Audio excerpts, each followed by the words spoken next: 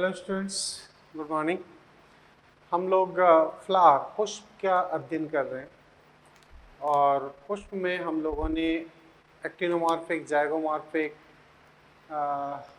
उसके बाद में एसिमेट्रिक फ्लावर, इन सब चीज़ों की स्टडी की, ब्रेक्ट स्टडी किया, कंप्लीट फ्लावर क्या होते हैं, इनकम्प्लीट क्या होते हैं, यूनिसेक्सुअल, बाइसेक्सुअल, हर्माफ्रोडाइट, इन सब टर्म पर हम स्टडी ऑलरेडी कर चुके हैं। ठीक है, अब हैं पुष्प में जो जायांग की स्थिति होती है उसके संदर्भ में पुष्प तीन प्रकार के होते हैं: अधोजायांगी, उपरिजायांगी या अधिजायांगी और परिजायांगी। ठीक है, अब ये जो सेगमेंट है, ये मॉर्फोलॉजी का ऐसा सेगमेंट है जहाँ से हर साल क्वेश्चन आए। इस साल भी नीट में एक क्वेश्चन यहीं से बना है। ठीक है, तो मैं ये चाहता हूँ कि आप लोग इस सेगमेंट को बहुत अच्छे से पढ़ें। ठीक है, यस। तो हम पुष्प की जो टाइप है या व्यवस्था है उसमें स्टडी करने जा रहे हैं और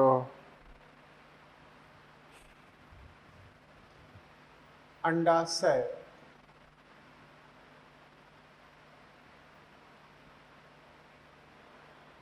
की पुष्पासन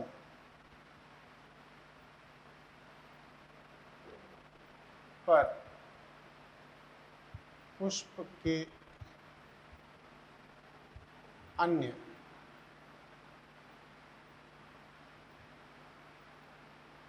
भागों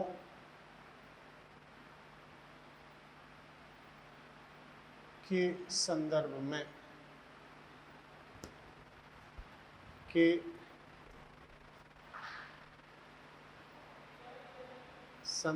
में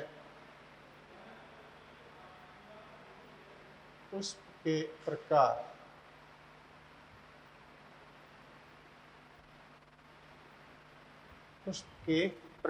ठीक है, कौन कौन से होंगे? पहला है अधोजायांगी,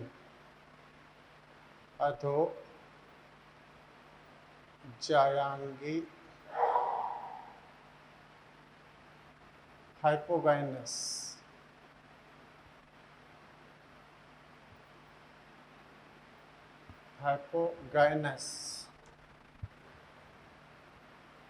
पुष्प, हाइपोगाइनस फ्लावर। ठीक है, अधो का मतलब होता है नीचे, अधो मतलब नीचे। ठीक है, जायांगी मतलब गायनोशियम, जायांग।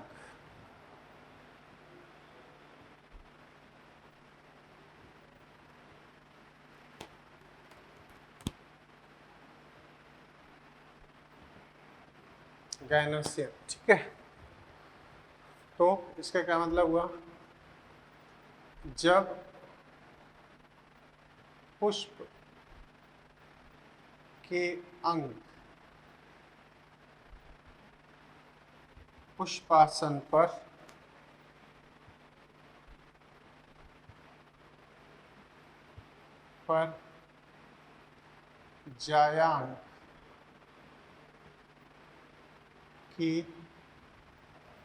जायांग की निचली सतह पर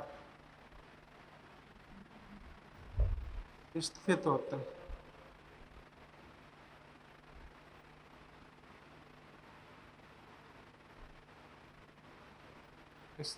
हैं, तब पुष्प अधोजायांगी कहलाते हैं।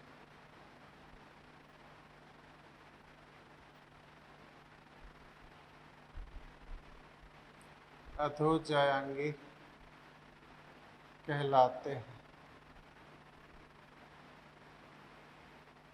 अधोजायांगी कहलाते हैं। इनकी अंडाशय हमेशा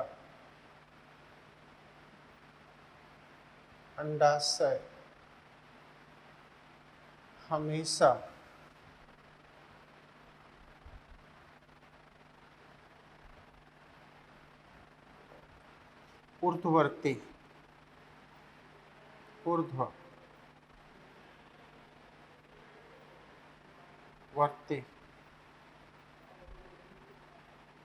सुपीरियर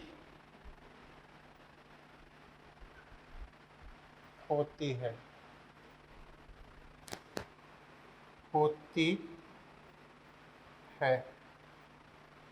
ठीक है। इनके फल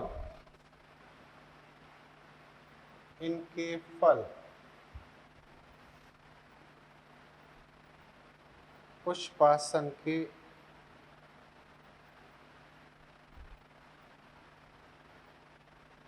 आगे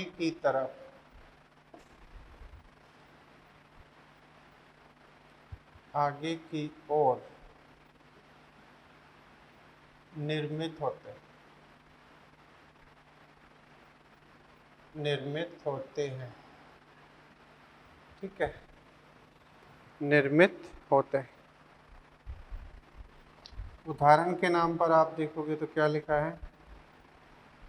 बैगन, ब्रिंजल। ठीक है। उसके बाद में है गुड़हल, उसके बाद में है सरसों।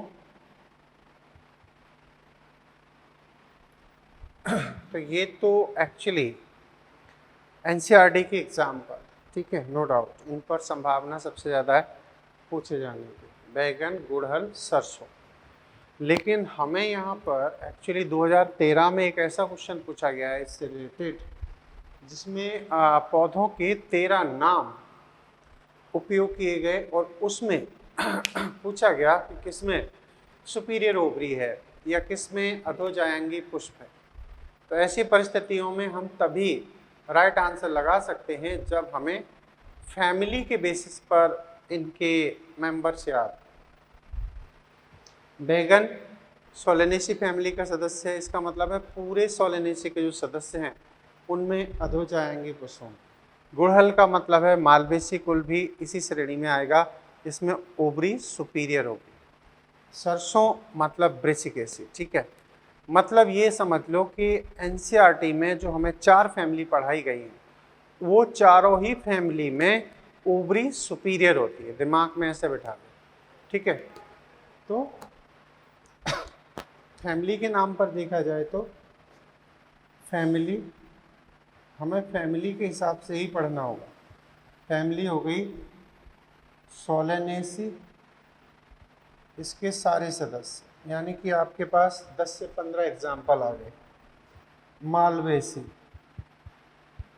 मालवेसी 3 एग्जाम्पल इससे आ गए। ब्रेसिकेसी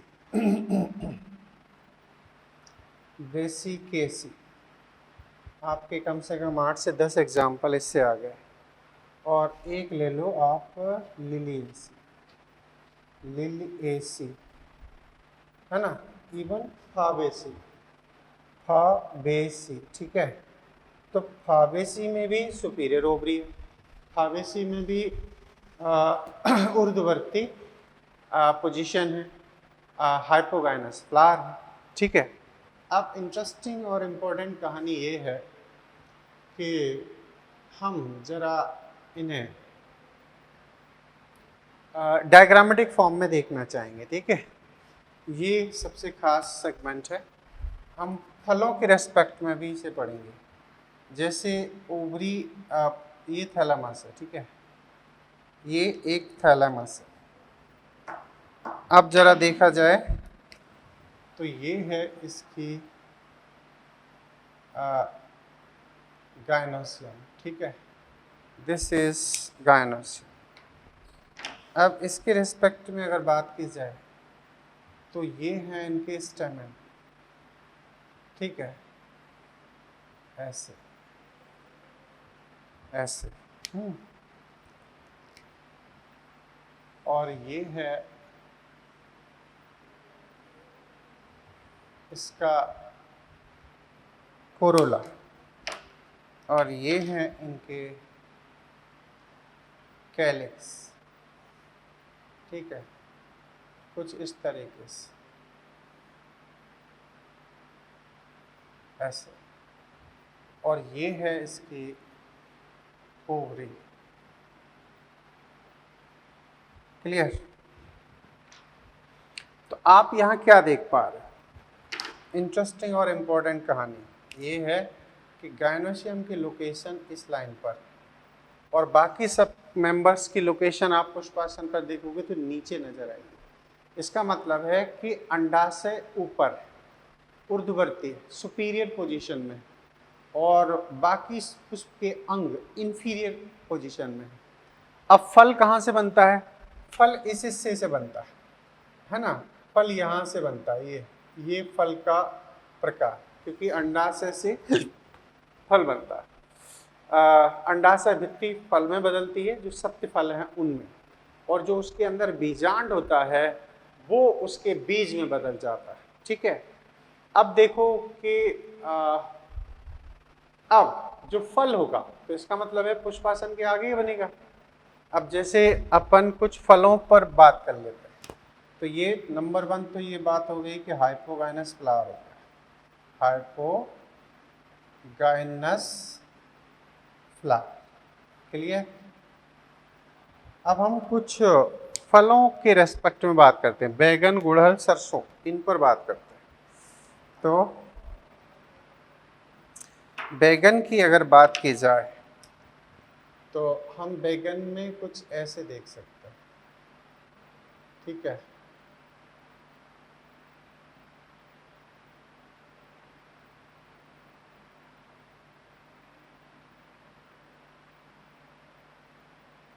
ऐसे। और ये तो गए कैलिक्स, और ये उसका फ्रूट हो गया। क्लियर? तो ये इस तरीके से एक फ्रूट का फॉर्मेशन हो गया, और ये तो ये फ्रूट है, ये कैलिक्स है, ये इसके कैलिक्स हो गए, है ना, और ये इसका फ्रूट हो गया, है ना। तो इसका मतलब क्या हुआ? Ovary superior. ये पेडिसल, पेडिसल के आगे की तरफ क्या जा रहा है? मतलब फ्रूट। तो होता ये है कि ओवरी इसकी सुपीरियर कहलाएगी। अब बात करें तो ये तो हो गया ब्रिंजल। ब्रिंजल मीन्स बैगन, ब्रिंजल बैगन। ठीक है, बैगन। अब हम बात कर सकते हैं इसमें भिंडी के रेस्पेक्ट में, क्योंकि भिंडी और ये गुड़हल एक ही फैमिली के सदस्य। तो आपने भिंडी तो देख रखी है, तो आप भिंडी के रेस्पेक्ट में इसे स्टडी कर लो ऐसे। अब यहाँ क्या है? भिंडी में ऐसे आपको एपिकैलिक्स नज़र आता है, लाइक दिस। ठीक है, तो ये कौन है? ये है आपका फ्रूट। ठीक है, this is fruit, and this is what? This is epicalyx. हाँ, एपिकैलिक्स मालवेसी कुल का यूनिक कैरेक्टर है। कैलिक्स के ऊपर एपिकैलिक्स होते हैं, और इनके ऊपर फल का। ये तो ये पुष्पासन हो गया। ये क्या है? ये थैलेमस है, थैलेमस। तो फ्रूट अगर आगे की तरफ बनना, देखो आप फ्लावर में तो नहीं समझ सकते, लेकिन फ्रूट में हम ये चीज़ बड़े आराम से समझ सकते हैं, है ना। आप धतूरे में देख लो, जैसे ब्रेसिकेसी का एक और सदस्य है धतूरा, समझा देता है। धतूरे में आपको, आप कभी ध्यान से देखना धतूरे को, तो एक ऐसी रिंग नज़र आती है ना, और ऐसे गोल ऐसे स्ट्रक्चर बनता है, और इस पर ऐसे कांटे आपको नज़र आते हैं। तो ये तो हो जाएगा क्या? ये धतूरा हो जाएगा, है ना। तो ये धतूरा, धतूरे में भी आप देखो कि ये कैलिक्स है ना, और ये जो आप देख रहे हैं ये इसका थैलेमस हो जाएगा पेडंकल, और ये फल हो जाएगा, ये फ्रूट हो गया, दिस इज फ्रूट। क्लियर? ऐसे तो कहने का मतलब ये बात आपको 100% समझ में आना चाहिए। मैं फिर कह रहा हूँ कि इससे हमेशा क्वेश्चन बनते हैं, हर साल का नियम। मॉर्फोलॉजी से 2-3 क्वेश्चन 4 क्वेश्चन आते हैं, उनमें से एक क्वेश्चन यहाँ से डेफिनेटली आता ही। तो ये तो एक टाइप की बात हुई है, एक टाइप का फ्लावर हमने पढ़ा है, वो है हाइपोगाइनस, है ना। अब हम बात करेंगे नेक्स्ट फ्लावर की, जिसका नाम होगा एपिगाइनस। कौन सा? एपिगाइनस। इसे जायांगोपरिक, अधिजायांगी भी पुष्प कहते हैं, अधिजायांगी, ठीक है।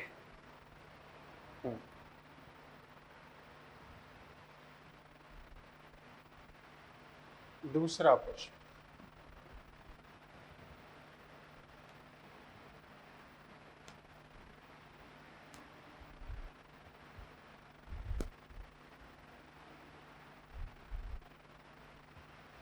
इस साल नीट में यही पूछा गया है। नहीं, परिजायांगी से पूछा है। तो नेक्स्ट हेडिंग है अधिजायांगी।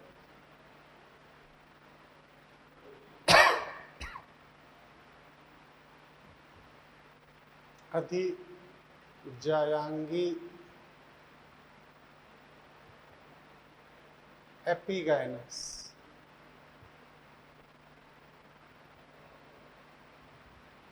पुष्प अधिजायांगी, अधि मतलब होता है ऊपर, एपी का मतलब इंग्लिश में समझें तो एपी का मतलब अपर, ठीक है। अपर का मतलब ऊपर, और जायांगी का मतलब जायांग, है ना। गायनस का मतलब जायांग, ठीक है। तो इसका सीधा मतलब क्या हुआ, इस शब्द में ही छुपा हुआ है कि जब जायांग की जो लोकेशन है उसके ऊपर पुष्प के अन्य भागों की उपस्थिति हो, ठीक है। ये तो कह सकते हैं इस प्रकार के पुष्प में,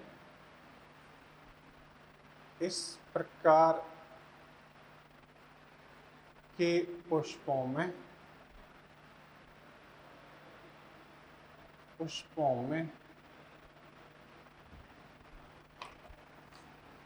अंडाशय के किनारे पुष्पासन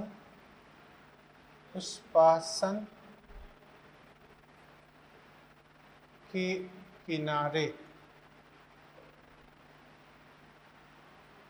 पुष्पासन के किनारे ऊपर की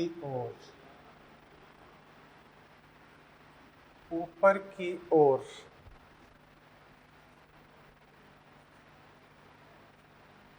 वृद्धि करते हैं, ऊपर की ओर वृद्धि करते हैं तथा अंडाशय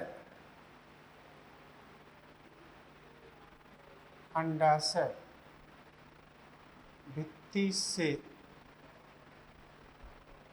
जुड़ जाते हैं। जुड़ना मतलब फ्यूज, जुड़ते हैं या जुड़ जाते हैं।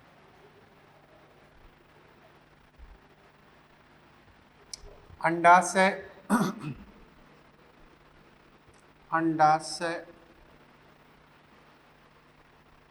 पुष्पासन में स्थित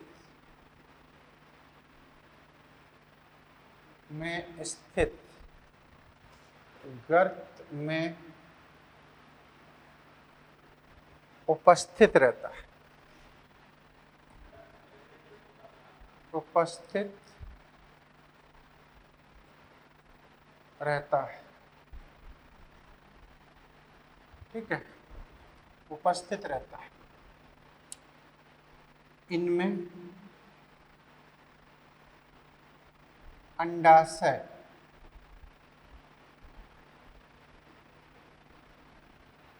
अधोवर्ती अधोवर्ती अधोवर्ती इंफीरियर इंफीरियर होती है, इंफीरियर होती है ना, जबकि पुष्प के अंग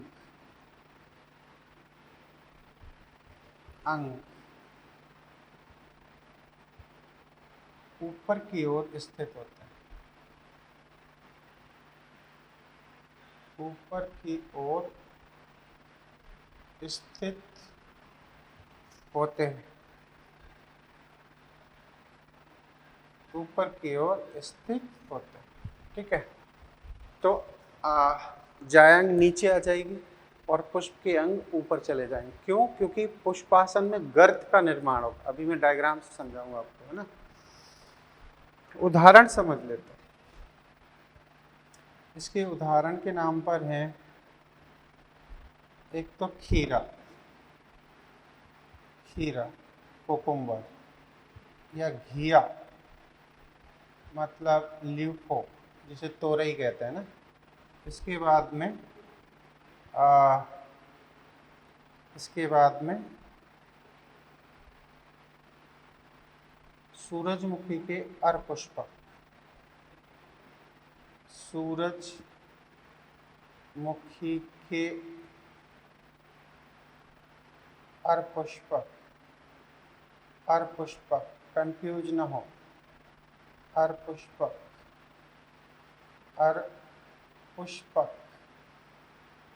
ठीक है। अंग्रेजी में कहते हैं इनको रे फ्लोरेट्स, ये एनसीईआरटी में लिखा है, ठीक है, रे फ्लोरेट्स, ठीक है। तो इसका मतलब है फैमिली कौन सी हो गई?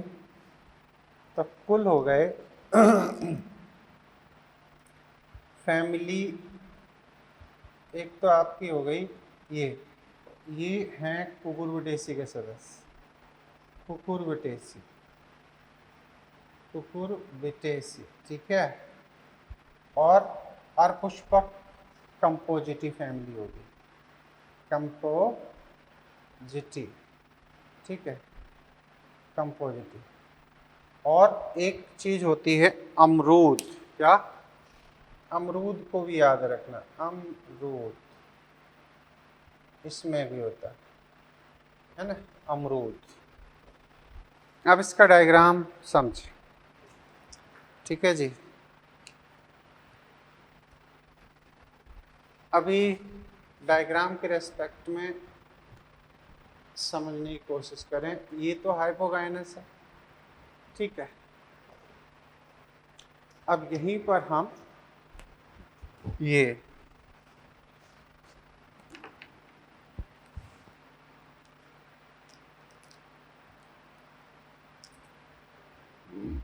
इंफीरियर की कहानी समझते हैं।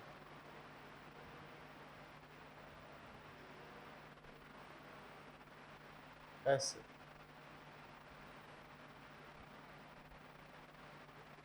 इसका पुष्पासन ऐसे हो जाता है ना।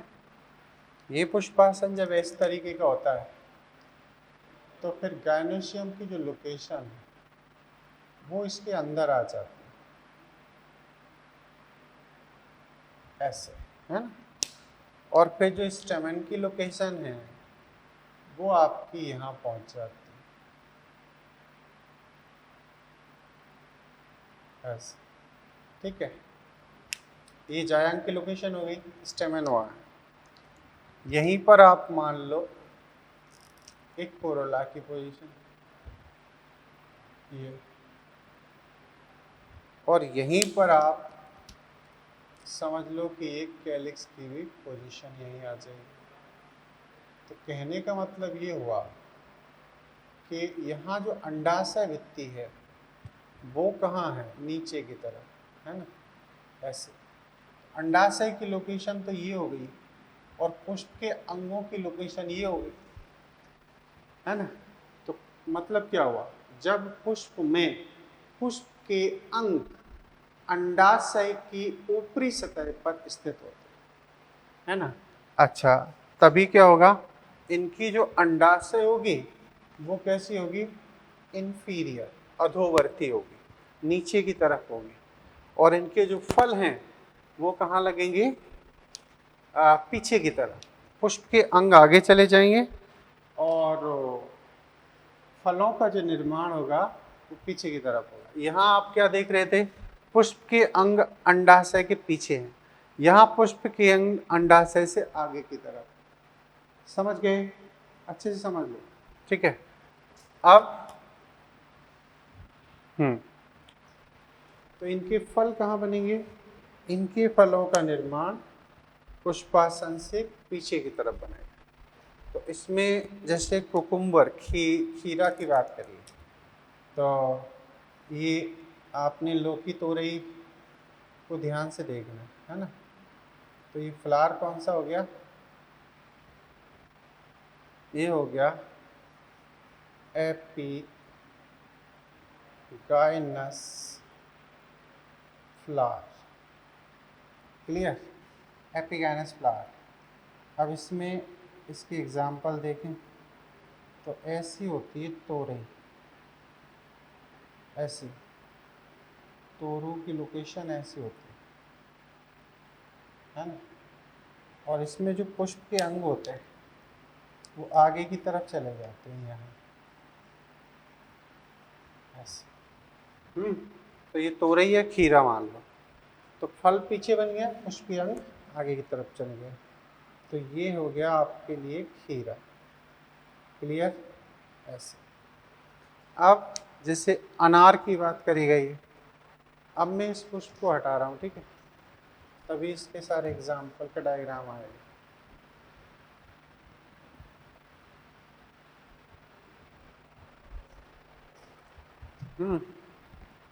अब यहाँ एक डायग्राम अपन रख लेते हैं उसका, याद करो मैंने रे फ्लोरेट आपको समझाए थे कैपिटुलम फ्लोरेसेंस में।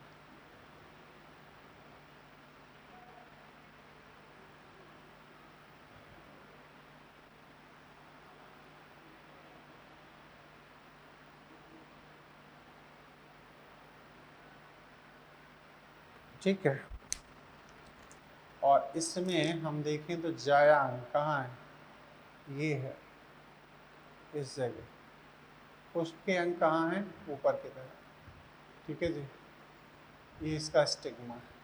तो ये हो जाता है, दिस इज ओवेरी, है ना। और ये सब कौन है, फ्लोरल पार्ट्स, फ्लोरल पार्ट्स। तो ओवरी कैसी है, इंफीरियर। तो ये है कौन, रे फ्लोरेट, रे फ्लोरेट ऑफ सनफ्लावर, सनफ्लावर, रे फ्लोरेट ऑफ सनफ्लावर। ये अब अपन जैसे अनार है, या आपने देखा होगा अमरूद, तो उसकी कहानी क्या होती है, अमरूद को अगर अपन ध्यान से देखें तो अमरूद कुछ अनार या अमरूद इस तरीके से होता है,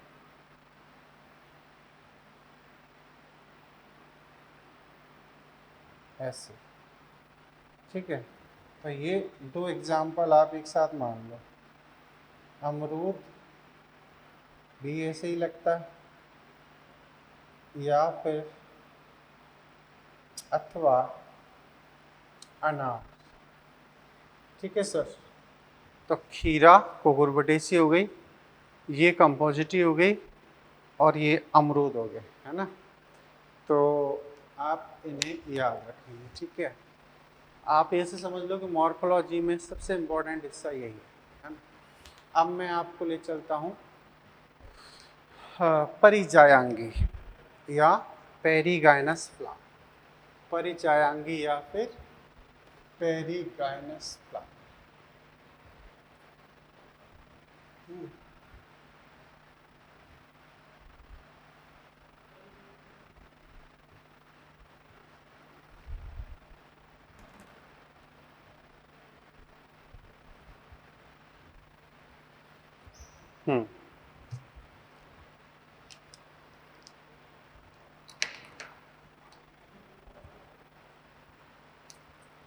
परिचायांगी,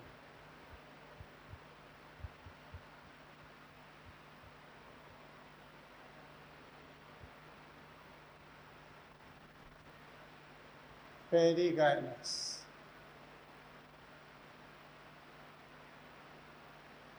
पुष्प। ठीक है, इसमें बड़ी इंटरेस्टिंग कहानी है ना।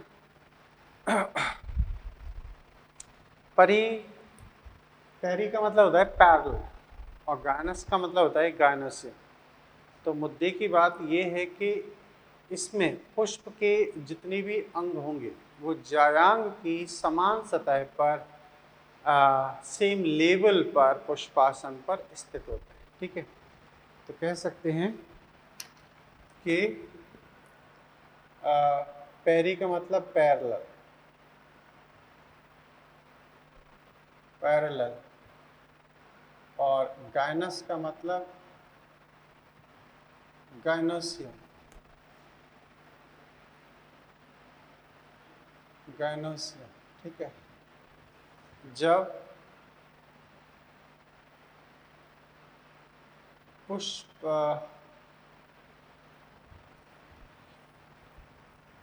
जब पुष्पासन के मध्य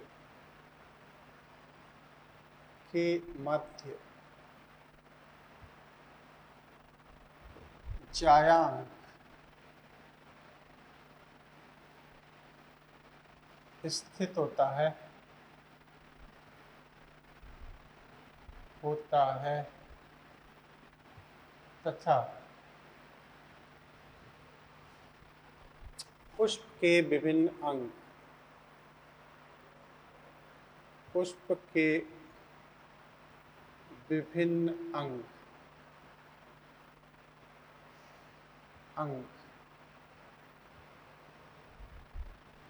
पुष्पासन पर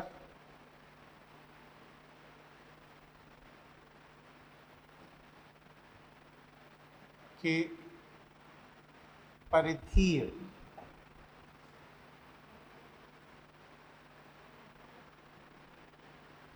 रिम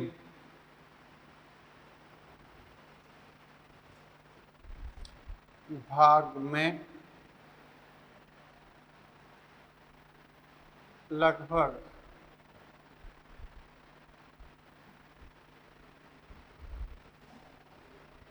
समान सतह पर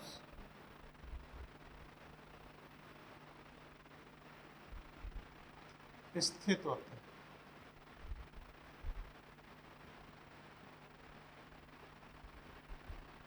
ये एनसीईआरटी की शब्दावली है।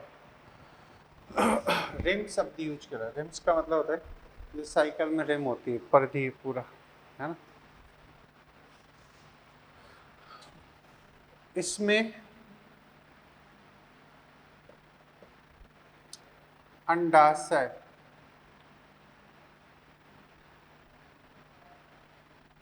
हाफ सुपीरियर हाफ इंफीरियर होती है, हाफ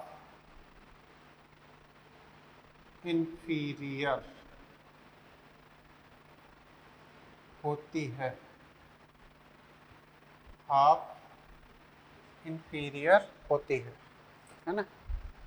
उदाहरण कौन है? उदाहरण है प्लम। प्लम का मतलब आलू बुखारा,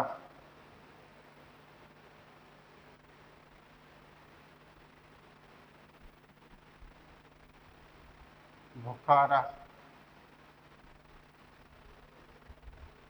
आलू बुखारा। पीच, पीच का मतलब आड़ू, और गुलाब मतलब रोज, प्लम पीच रोज, है ना। ये 3 एग्जाम्पल एनसीईआरटी ने एक्सप्लेन किए गए, है ना। तो कंफ्यूज होने की बिल्कुल भी ज़रूरत नहीं है। इस साल नीट में ये क्वेश्चन पूछा है, 2020 में ये क्वेश्चन आ चुका है। तो हमें इन चीज़ों पर यकीन करना चाहिए, ठीक है जी। और दिमाग में हमेशा के लिए बिठा लेना चाहिए, एक चीज़ को बिठाओ, 10 को मत बिठाओ, क्योंकि एग्ज़ाम हॉल में थोड़ा समय मिलता है, उसी में आपको राइट आंसर लगाना होता है। तो यहाँ समझ लें कि ये कहानी कुछ इस तरीके से है। ये इसके सेंटर भाग में अरेंज्ड है आपके गायनोसियम रीजन, ये अरेंज्ड इन सेंटर, ठीक है, ऐसे ये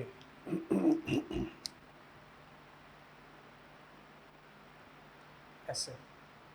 और पुष्प के जो विभिन्न अंग हैं वो लगभग इस रिम रीजन पर स्थित, ऐसे almost at the same time, same location. ये और यहीं पर हम कैलिक्स की बात करें तो इन सबकी जो लोकेशन है, पोजीशन है, वो लगभग समान होती है ना। तो ये डायग्राम कुछ बनता है, आप एनसीईआरटी के डायग्राम भी बना लें, है ना। तो ये है पेरीगाइनस फ्लावर, पेरीगाइनस फ्लावर। इस भाग को हम कहेंगे rim, this is called rim. और वो गायनोसियम है, पुष्प के विभिन्न अंग हैं। तो ये चीज़, इसे आपको अच्छे से समझ लेना है।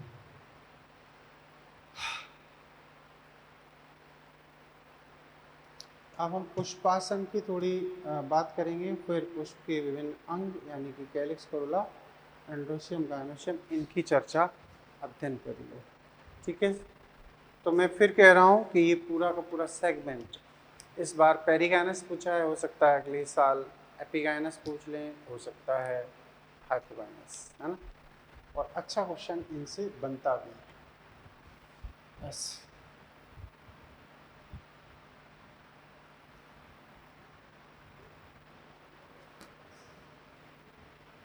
तो ये फ्लावर की जो जनरल स्टडी थी वो ख़त्म हो जाती है।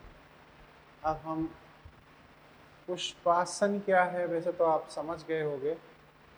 पुष्पासन एक संघनित स्वरूप है ना। पुष्पासन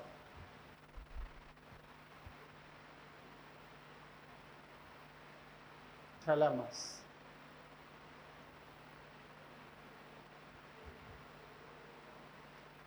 पुष्प में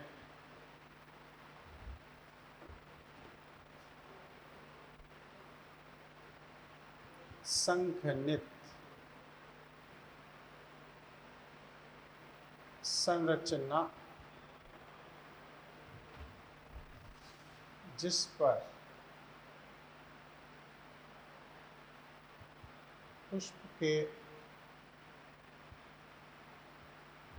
पुष्प के विभिन्न अंग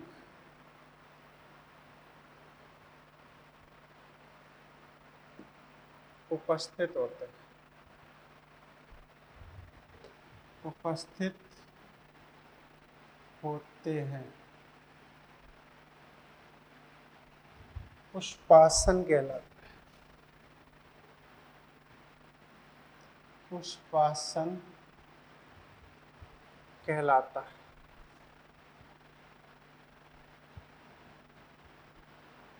पुष्पासन कहलाता है। Is that clear? ऐसे अब पुष्प के विभिन्न अंग, parts of flower, parts of flower की स्टडी होगी। पुष्प के अंग, पुष्प के अंग, पार्ट्स ऑफ फ्लावर, है ना।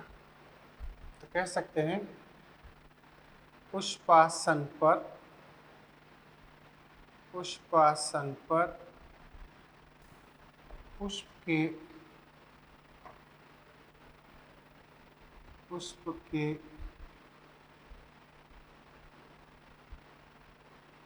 चारों अंग,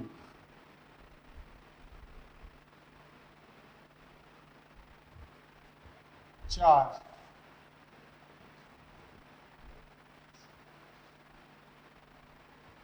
कतारों में या चार चक्र में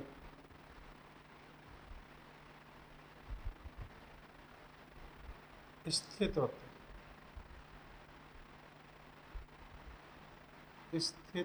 होते हैं।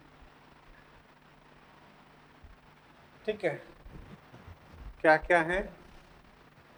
कैलिक्स, बाह्यदल,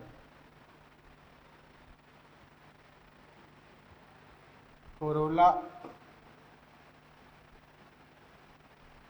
अंतःदल,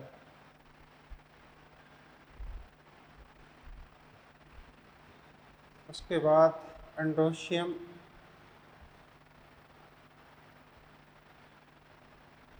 मतलब पुंकेसर।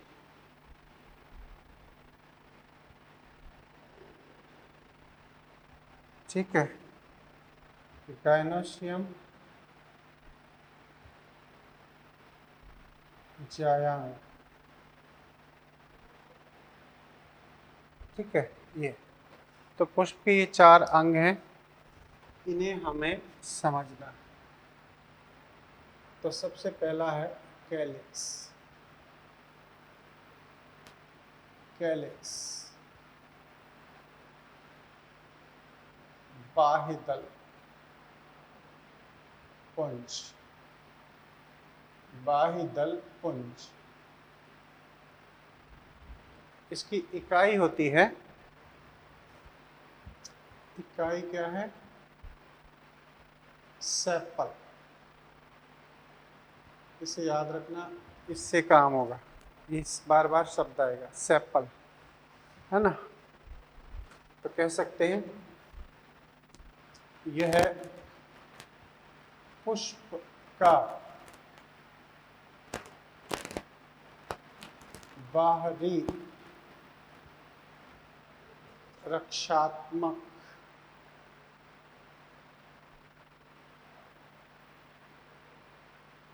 सहायक अंग है, सहायक अंग है जो क्लोरोफिल होने पर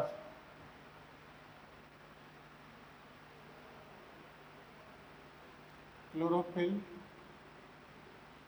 होने पर क्लोरोफिल होने पर प्रकाश संश्लेषण द्वारा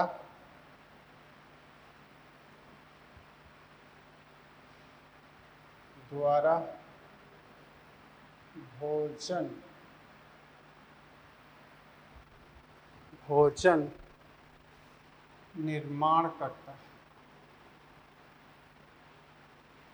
निर्माण करता है। ठीक है, ऐसे इसकी इकाई सेपल हो गई। ये बात हो गई क्लियर।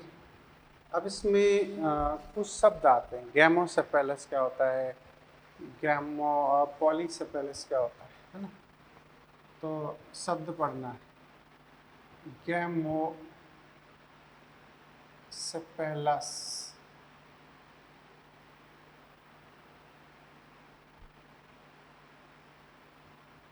फ्लावर, है ना।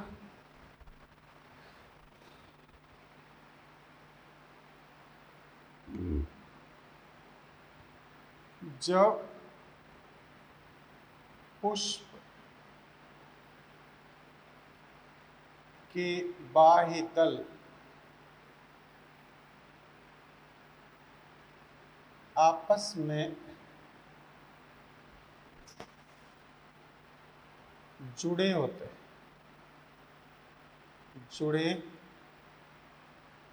हैं, ठीक है। जैसे धतूरा,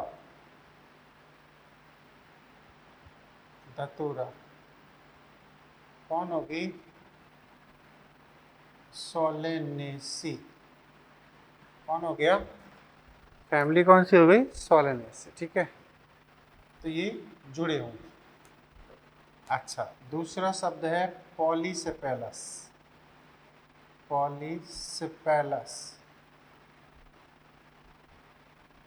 फ्लावर।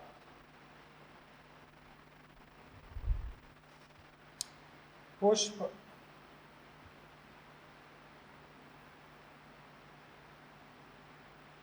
जिनमें कैलिक्स या सेपल स्वतंत्र होते हैं, मतलब जुड़े नहीं होते, स्वतंत्र होते हैं। उदाहरण क्या हो जाएगा? या जैसे करके लिख लो, अपनी सिलेबस के अकॉर्डिंग अपन जाएं तो इसमें बेस्ट एग्जांपल है सरसों,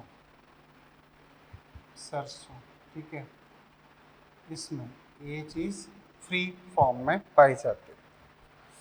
अच्छा, अब ये कैलिक्स की पुष्प में स्थिति कब तक रहती है, इस हिसाब से एक शब्द यहाँ आता है, वो है कॉडुकस डेसिडुअस परसिस्टेंट, आशुपाती, पर्णपाती और चिरलग्न, चिरकालिक या चिरलग्न, है ना। तो ये चीज़ भी हमें याद रखनी होगी। अपाती अपने इसमें लिखा है परसिस्टेंट, है ना, डेसिडुअस। तो आशुपाती कहाँ पाए जाएंगे? शीघ्र गिर जाते हैं, आशुपाती।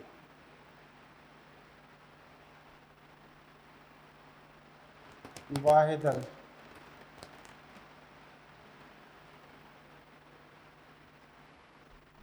पुष्प में शीघ्र ही गिर जाते हैं,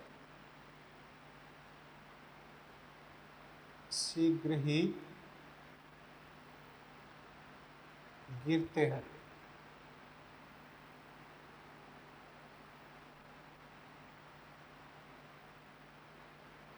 पुष्प से शीघ्र ही अलग होते हैं, अलग होते हैं। इसमें आएगा आर्चिमोन, अफीम। उदाहरण के नाम पर आर्चिमोन, अफीम। ये वैसे एनसीईआरटी में अपने मॉड्यूल में लिखें, अफीम, ठीक है, अफीम। ये याद रखना, ये इम्पोर्टेंट है, वो है अपाती,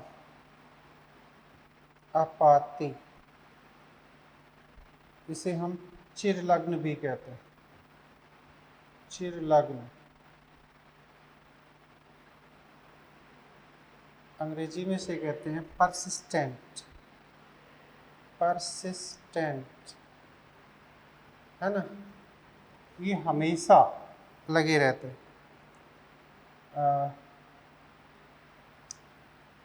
कैलिक्स फलों में भी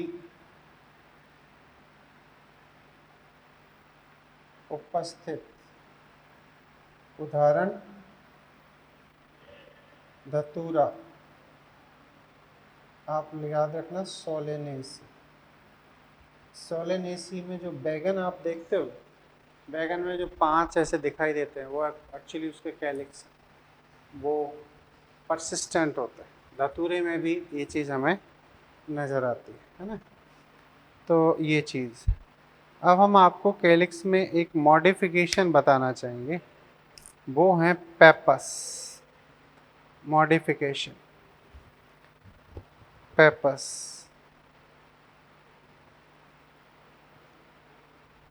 पेपस काफ़ी खास।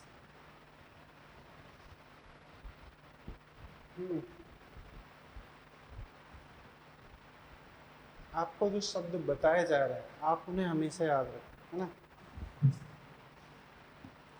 पेपस,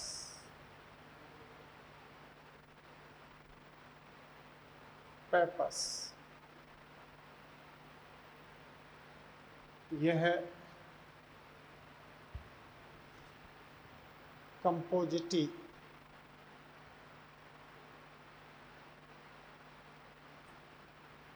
सूरजमुखी,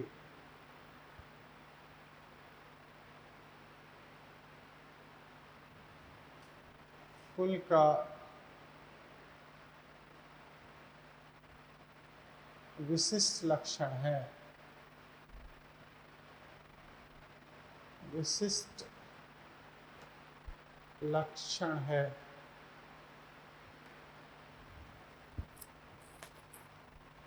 इनमें बाह्यदल,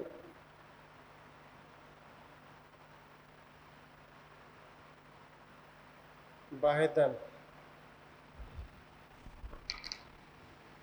सफेद, बाह्यदल तंतुमय, फाइब्रस, है ना।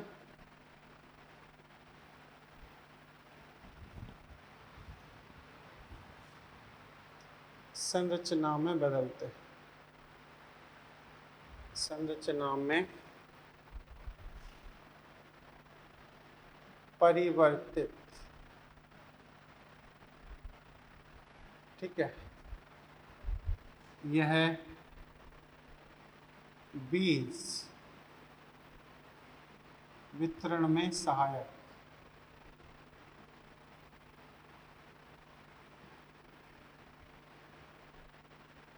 या फल मान लो, बीज फल वितरण में सहायक। तो होता ये है, अभी हमने रे फ्लोरेट आपको दिखाया था, है ना। तो ये रे फ्लोरेट, इसमें एक जो पेटल है वो इस तरीके से अलग हो जाता है। इसमें यहाँ है इसकी ओवरी, ठीक है, और ये इसके स्टिग्मा। अब हमने एक खास संरचना आपको पहले नहीं बताई है, वो आप बता रहा हूँ। ये जो धागे नुमा संरचना देख रहे हो आप, अनेकों, इनमें संख्या बहुत सारी होती है। तो ये जो आप फाइब्रस स्ट्रक्चर देख रहे हो ये कहलाते हैं इसके पेपस। ये एक्चुअली कैलिक्स है ना, calyx, this is called calyx. और ये इसके हैं पेटल, कोरोला, कोरोला, है ना। ये है बाइफिड स्टिग्मा, बाइफिड स्टिग्मा, ये है ये। और ये ओबियसली इसकी क्या हो जाएगी, ओवेरी। तो ये पेपस है ना। अपने मॉड्यूल में इसको दिखाया भी है, डायग्राम भी बना रखा है, और ये काफ़ी खास हो जाता है। बाद में ये फ्लावर तो गिर जाता है, तो फिर क्या बचता है, ये ओवरी बचती है, यानी कि फ्रूट मान लो या सीड मान लो, और फिर ये पेपस ही इसमें रिमेनिंग कंडीशन में रह जाता है, और ये इसके डिस्पर्सल में हेल्प करता है। तो ये ऐसे, तो बीज वितरण में सहायक भी होते हैं। क्लियर। तो ये है कैलिक्स की कहानी। अब कैलिक्स में भी आपको इसका एस्टिट्यूशन पढ़ाया जाता है, वॉल्वेट, इम्ब्रिकेट, ट्विस्टेड और वैक्सिलरी, है ना। लेकिन हम इन दोनों को एक साथ पढ़ेंगे, वो पेटल के रेस्पेक्ट में पढ़ लेंगे, है ना। तो पेटल के टाइम पर ही हम कैलिक्स की भी बात करेंगे, क्योंकि दोनों के डायग्राम सेम होते हैं और दोनों की स्टडी भी लगभग सेम। क्लियर? तो ऐसे हम उसकी स्टडी कर लेंगे, ये चीज़। ओके, अभी हमने कैलिक्स पढ़ा दिया, अब है कोरोला, एंडोसियम, गायनोसियम, ये बाकी है। तो हम नेक्स्ट सेगमेंट में होंगे। ओके, आप एनसीईआरटी पढ़ते रहें, आप मॉड्यूल पढ़ते रहें, और ख़ास तौर से जो बोर्ड पर आपको पढ़ाया जा रहा है इसे आप हो सके तो नोट करें, है ना। नहीं तो एक बार ठीक से समझने की कोशिश करें। Okay, thank you.